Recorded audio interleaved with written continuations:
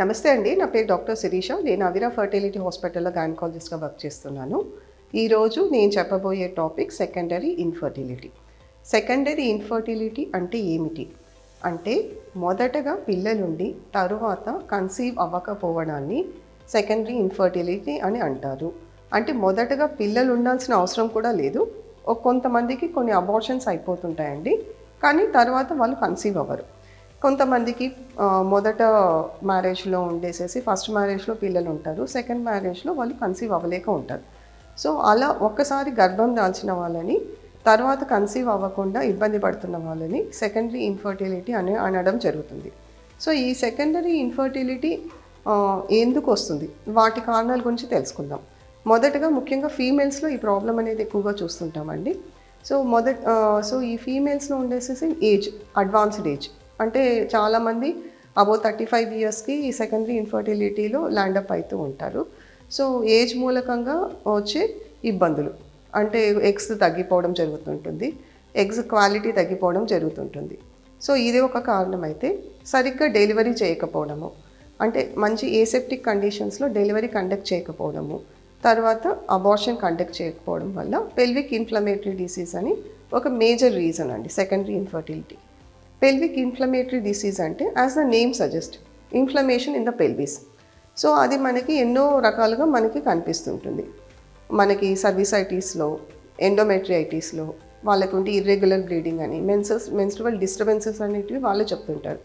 ముందుగా మాకు ఎటువంటి మెన్సెస్లో ప్రాబ్లం లేకుండా ఉండే, కానీ ఈ మధ్యకాలంలో మెన్సెస్ మధ్యలో కూడా మాకు బ్లీడింగ్ అవుతుంది, మెన్సెస్ అయ్యేటప్పుడు కూడా సివియర్ పెయిన్ వస్తుంటుంది పీరియడ్స్ అప్పుడు అని పేషెంట్ హిస్టరీలోనే చెప్తారు. తర్వాత ఉండి మాకు భార్యాభర్త కలిసినప్పుడు కూడా బాగా నొప్పి వస్తుంది అని, ఇలాంటివన్నీ కొంతమందికి ఇంకా సివియర్ కండిషన్లో ఉన్నప్పుడు టాయిలెట్ మోషన్కి వెళ్తున్నప్పుడు కూడా ప్రాబ్లం వస్తుంది అని చెప్తుంటారు.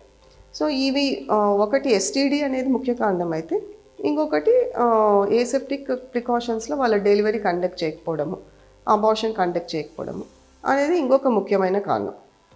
సో మనము దీనిని ఇంకొకటి కారణంకి వస్తే మైల్డ్ టు మోడరేట్ ఎండోమెట్రియోసిస్ అనేది చెప్తాం. ఎండోమెట్రియోసిస్ అనేది మీకు అందరికీ తెలిసినట్లు it is a progressive disease. So ఫస్ట్లో ఉండేసేసి అంత పెయిన్ ఉండకపోదు, అంటే నెలసరి వచ్చేటప్పుడు ప్రతి నెల వచ్చినప్పుడు అది ఆ కండిషన్ అనేది పెరుగుతూ ఉంటుంది. సో అందుకే ఫస్ట్లో ఉన్న ఇబ్బంది కంటే తర్వాత కొన్ని సైకిల్స్, అంటే ఒక 4-5 ఇయర్స్ తర్వాత ఇబ్బంది ఎక్కువ అవుతూ వస్తుంటుంది. ఇది ఇంకొక ముఖ్యమైన కారణం. తర్వాత పీసీఓడి కండిషన్, ఇలాంటి ముఖ్యమైన కారణాలు.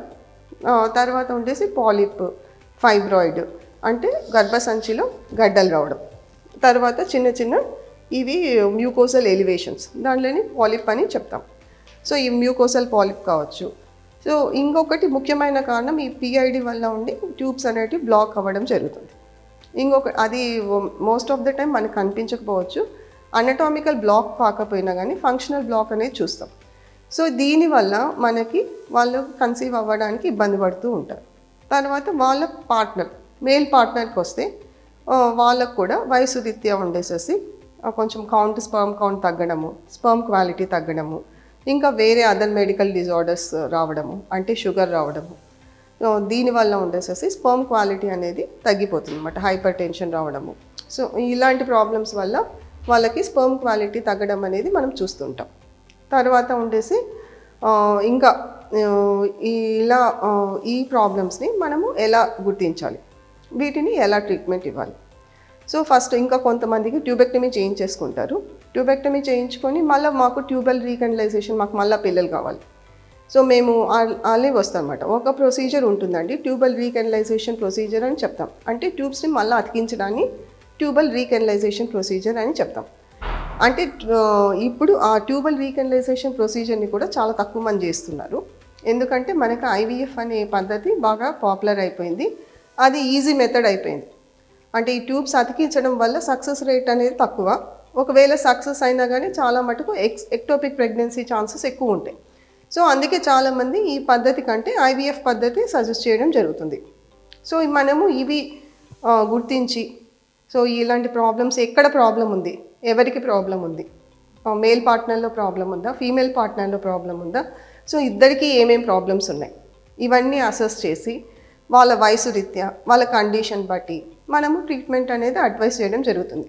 కొంతమందికి ఎక్కువ ఏం ప్రాబ్లం ఉండదండి, అన్ఎక్స్ప్లెయిన్డ్ ఇన్ఫర్టిలిటీ వల్ల కూడా వాళ్ళకి ప్రాబ్లం అవ్వచ్చు. ఈ రిపీటెడ్ అబార్షన్స్ అనేది ఒక కామన్ ఇష్యూ. ఈ రిపీటెడ్ అబార్షన్స్ కూడా వాళ్ళకి చాలామందికి ఎందుకు అంటే బ్లడ్ విసికోసిటీ అనేది ఎక్కువ ఉంటుంది, అంటే బ్లడ్ థిక్గా ఉంటుందన్నమాట వాళ్ళకి. అది ఒక ఆటో ఇమ్యూన్ ప్రాబ్లమ్స్ వల్ల వస్తుందన్నమాట. వాటికి మనము బ్లడ్ థిన్నింగ్ ఏజెంట్స్ పెట్టడము, వాళ్ళకి ఇంకా ఏదైనా కొన్ని టార్చ్ ఇన్ఫెక్షన్స్ వల్ల కూడా అవుతుంటాయి. సో వాటికి కూడా మనం ట్రీట్మెంట్ ఇవ్వడము, వీటి వల్ల మళ్ళీ ఉండి వాళ్ళకి ఇవి కరెక్ట్గా ఓవ్యులేషన్ ఇండక్షన్ ప్రోటోకాల్స్ పెట్టి ఐయుఐ పద్ధతో ఐవీఎఫ్ పద్ధతో సజెస్ట్ చేయడం వల్ల మళ్ళీ వాళ్ళకి ఈ ఇన్ఫర్టిలిటీ క్రైసిస్ నుంచి వాళ్ళు ఓవర్కమ్ అయ్యే అవకాశాలు ఉంటాయి. సో మీకు ఇట్లాంటి ప్రాబ్లం ఉంటే ఫస్ట్ మీరు ఒక సరైన ఫర్టిలిటీ స్పెషలిస్ట్ని సంప్రదించి ప్రాబ్లం ఎక్కడుంది, ఏ మేరకు ఉంది, ఎలా వెళ్తే మీరు కన్సీవ్ అవుతారు, ఇవన్నీ తెలుసుకొని మీరు మీ ప్రాబ్లమ్ని ఓవర్కమ్ అవ్వాలని నేను ఆశిస్తున్నానండి. థ్యాంక్ యూ అండి.